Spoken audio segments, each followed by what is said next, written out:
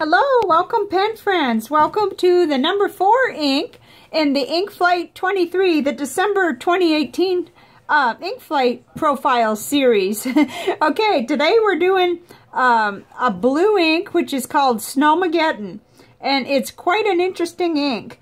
So let's dive right in. Let's get started. I like to put, this has been drying now for almost an hour, so I make sure that I write these ahead so that I'm not writing it and then putting it right in, just so you know.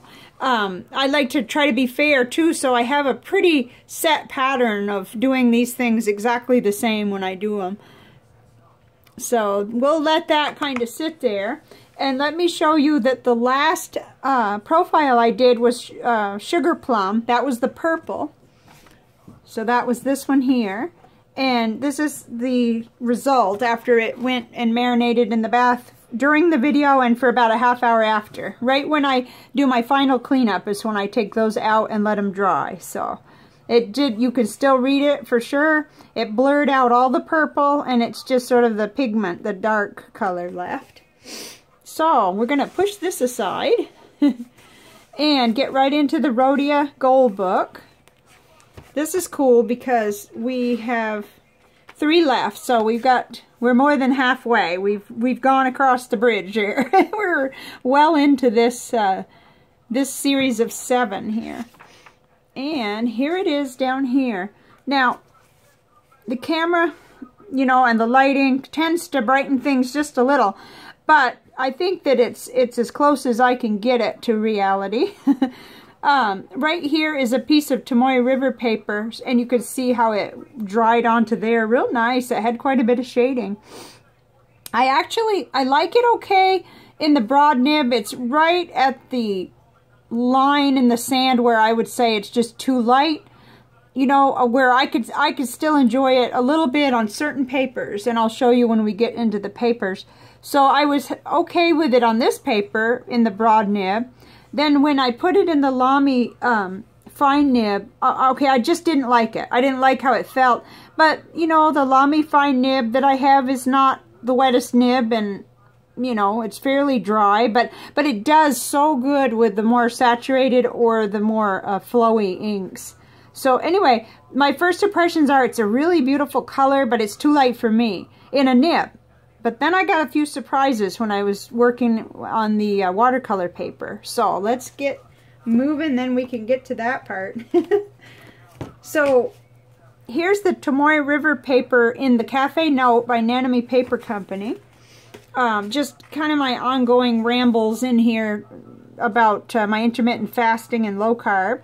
But on this side is with the broad nib, and this side is with the Lamy Fine nib. This is the Jowo broad nib on the Serendipity Hybrid pen. I was okay over here. Over here, I just didn't like it at all. I felt like I was going to go right, like I was going to scratch the paper or something. It was too dry for me. And that's, you know, that's the pen and the nib. That's not the fault of the ink. If this had been a flexi nib or something different, I'm sure it would have just showed differently. But that's how it came out for me anyway. Okay, and then this will be interesting. This is the little Namacine notebook from an Ink Flight. It was a goodie in an Ink Flight, a pen goodie. But we are able to really take a nice look at what that color looks like. And like I said, it's probably brightening it just by a little. The camera and the lighting, the combination there, but not by much. And you can see how it goes from a dark. This is just with a paintbrush, putting the ink down any old way, just going across the page with it so we could see the color. Then the nib all the way through here is the little Moonman mini glass nib, and it did feel like I was going to scratch right through the paper, which was not the case at all with some that we've just done. It was not the case at all with the Sugar Plum. That flowed really nicely. And yeah, and so did the Douglas Fir. Pumpkin Pie, it was like scratchy. You know, it was dry. And of course, this other one, this Ferris Wheel Press, Oh, that was a nice, I mean, I never even had to re-dip at all, and it never lost its saturation with that. So there's a big difference in inks. You know, they're all different. And this one here, I thought, oh my goodness, I even checked the other side to see if I'd scratched all the way through. It just wasn't, it wasn't a good experience, but it does show us what it looks like in approximately a medium nib. It's probably not even looking completely like a medium nib, except for the very beginning here, maybe. And then, you know, I didn't re-dip it. I let it go ahead and, you know, dry, finish. That sounds silly, but really I don't have much of this left. So it's just a teeny tiny bit left, and I remember thinking I'm not going to waste it. Here's Tomoe River paper, 52 gram. And I thought I would like it on here, but I didn't. Not even in the broad nib, really. But I know I have friends that would like that. It's nice and subtle. And it's a pretty blue. There's no question about that. But there it is. I shouldn't editorialize. And here it is in the Lamy Fine nib, which normally it doesn't matter. If it's dark enough, I still like it on this paper. But this ink, I didn't so much. However, oh, well, that's a bummer. Okay, I wrote with the broad nib, and I just, let me go ahead and put on here with the, this is the Lamy I'm using. So I'll just go ahead and do it now since I forgot. I don't have my same thing down on the bottom, but that's okay. I wanted us to at least be able to see both, both nibs. Okay, so this is fine, Lamy nib. I don't do a lot of labeling with the broad because everybody knows what I use for that watches this series. So Snowmageddon. Okay, and we'll do a little bit of... It shows up better, I think, on this paper. Let's see. Or at least it felt better writing with it. And yeah, it tends to show up a little bit better on the Leuchtturm. It's probably a little more of a thirsty paper, so that helps this ink. But there they are in both of them. I don't know what happened to make me skip over that, but... Okay, so let's take a look at Rhodia Dot Grid 80 gram. Let me try to hold it up close. I remember thinking that was okay, went well on there.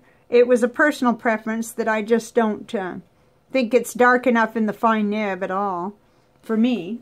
And then the Clairefontaine 90 gram French ruled. Okay, I do distinctly remember that was unpleasant in the fine nib. It was too dry. It was like chalkboard, nails on the chalkboard. Oh no. But it did okay with the broad nib, so that tells us something. In fact, I'm not sure. They may have even put something in the little, a lot of times, let's see, Snowmageddon. Oh, no, they didn't. Sometimes they'll say it needs a broad nib. This icy light blue is like the cold horizon after a massive snowstorm. Okay, I just thought I'd check, because sometimes they kind of give you a little guidance there. Office Depot College Rule paper. Again, a thirstier paper did well with it in terms of it didn't feel like nails on a chalkboard when I was writing with the fine Lamy nib. It was fine with pretty much all the papers with the broad nib. It just wasn't my preference, you know, to have that light of a color. That's I'm more of a soda pop girl. Dark, you know, bright and dramatic, that's all. Okay, but I had some really interesting, let's just check in on this on our way. Interesting finds when I did some art. Okay, it kind of looks like the other few have the darker saturated ones. It looks like we're going to still be able to read it. It's not quite as dramatically still there like the Sugar Plum was, but it's still there. Okay, and I did an exclusive panel, you know, picking these, just with what I have though. I mean, I really lean toward teal and turquoise, so I couldn't find very many that were really close to the Snowmageddon. This is it right here in the left-hand corner. And the very closest I could come was Diamine Iridinil. That's the closest I could really come. And then, although it's quite different, the Noodler's Blue Nose Bear that was sent by a pen friend, that one, you know, was closer than, we got cat hair or something in the middle there, than some of these that are really turquoisey and bright. Like Robert Oster Torquey is bright, bright. But I guess that's okay, so we can compare them. And then here with the J.R. Bond Classic Turquoise, we're getting over into the, almost into blue-green, not quite. So nothing really looks like the ink of the day, because this is just what I have on hand for ink samples. But it was still fun to see. Now, it didn't move around as much. If you notice these two especially, the Diamine ink, it pretty much just was totally movable with the paintbrush, with water, when you added water to these ink dabs. But here you could still see underneath, and that's what we're seeing in the water test. So that's very interesting. I mean, it looks almost as stable as the Noodler's Nose Bear, which is quite surprising. And then almost everything else is the same as the Diamine. It moves around, and it doesn't leave a trace of what was underneath until you get over here in the bottom right-hand corner, down here, where it says, where it's the Diatramentus Adular Blue.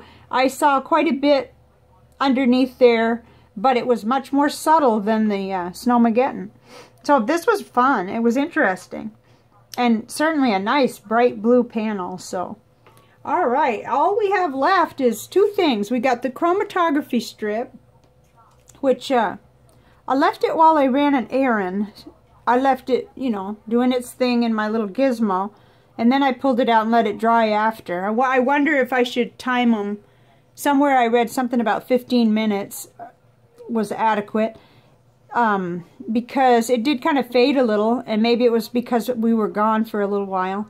But, you know, it clearly shows you just the simplicity of it and the turquoise that kind of comes out, that blue.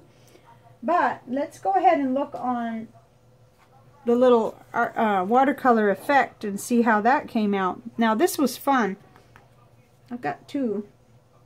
And I don't know, uh-oh, I guess one got away. No, here it is. This desk, if you could see it, it would be embarrassing to me.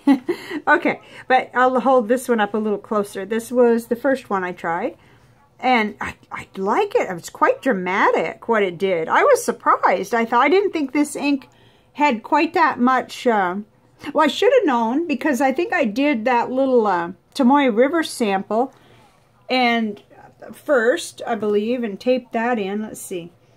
So I should have known from that that it was capable of some really awesome shading, you know, at least. But I guess it still surprised me after it dried and all that edging, and, you know, it was neat.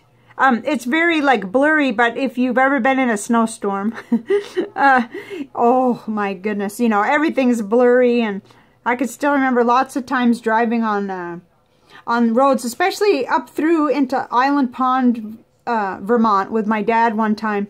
It was a terrible time.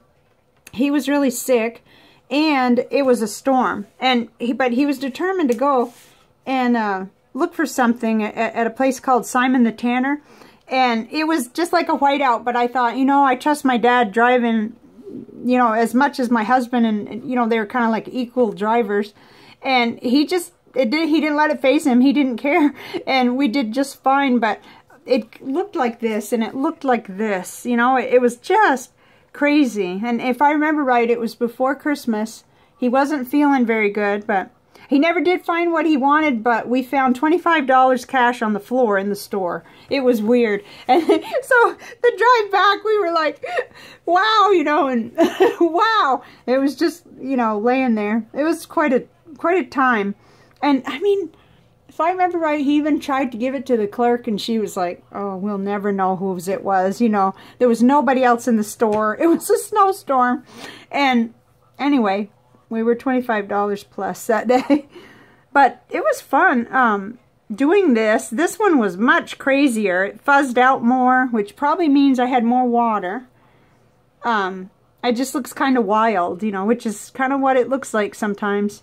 Depending on the lighting, depending on what the sun is trying to do and what the reflections are. So I think this ink is very well named, Snowmageddon. Okay, so what is next as far as these ink profiles, which it seems like it's working better for me to kind of do them every other day so that I have a chance to have the color in a nib for at least a day and a half or so and be writing. I start writing my letters with them, and then I move over here to the pen desk and I start to, you know, making the panel to compare. So, you know, in terms of the busyness of the season. So the next one is going to be this one, Burnished Gold. So that's what's next in terms of the ink profiles. But I have another small video I'm hoping to get finished for tomorrow for you. That's just a single item pen allowance. So we'll see how it goes. And just I thank you very much for being here and putting up with my stories. And let me know what you think of this ink. If you have it or if you don't have it. Or if you have inks that compare to it. I'm really interested because this is kind of out of my wheelhouse as far as blues. I'm into the really bright ones. So, all right. We will see you next time. And in the meantime, have a great day. Bye for now.